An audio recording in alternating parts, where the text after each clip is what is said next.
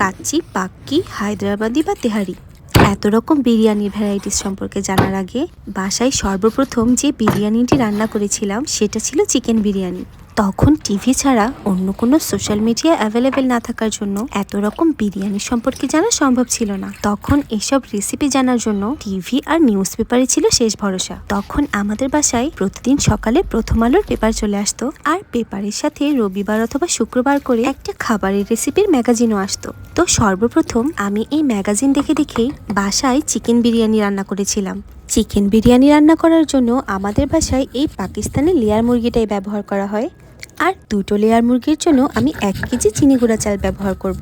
মশলার জন্য আদা, রসুন, জিরা বেটে নিয়েছি, আর মাংসটা টক দই, মরিচের গুঁড়ো, ধনে গুঁড়ো, লবণ আর বিরিয়ানি মশলা দিয়ে ভালোভাবে মাখিয়ে ম্যারিনেট করে রাখবো 1 ঘন্টা পর্যন্ত। বিরিয়ানির জন্য আমি এখানে রাঁধুনির 2 প্যাকেট চিকেন তেহারি মশলা ব্যবহার করেছি। এই চিকেন বিরিয়ানির সাথে অনেক স্মৃতি জড়িয়ে আছে, আর রান্না করতে বসলেই সেগুলো মনে পড়ে যায়। একবার ছোটবেলায় আমরা সবাই ভাই বোনরা মিলে পিকনিক করতে গিয়েছিলাম, আর পিকনিকে চিকেন তেহারি রান্নার দায়িত্বটা আমার উপর পড়েছিল।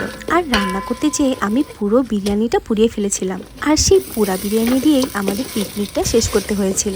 গরম মশলার জন্য সচরাচর যা ব্যবহার করা হয় সেগুলোই করেছি, আর স্পেশাল বলতে 3টা কালো এলাচ, 1টা স্টার মশলা আর 5-6টা কালো গোলমরিচ, সাদা গোলমরিচ ব্যবহার করেছি। আজকে আমি রান্না করার জন্য খুব অল্প পরিমাণ সরিষার তেল ব্যবহার করব, কারণ পাকিস্তানি লেয়ার মুরগিতে এত পরিমাণ চর্বি থাকে, রান্নার পর সেটা গলে গিয়ে তেলের পরিমাণ অনেকটা বাড়িয়ে দেয়।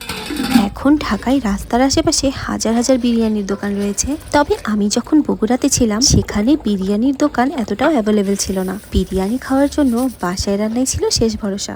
ঢাকা আসার পর আমি সর্বপ্রথম লালবাগের মোরগ পোলাও টেস্ট করেছিলাম, তারপর ঢাকায় এসে ঢাকাইয়া কাচ্চি টেস্ট করার পর আমি তো আর অন্য কোনো বিরিয়ানির দিকে তাকিয়েও দেখতাম না।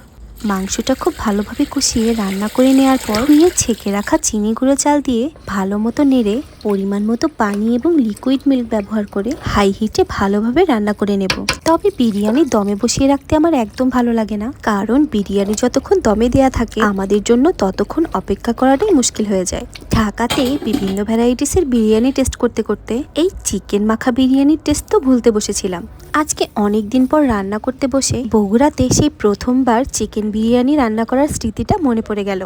আর সত্যি কথা হলো, আমি বগুড়াতে থাকাকালীন কখনো কোনোদিন দোকানের কোনো বিরিয়ানি টেস্টই করিনি।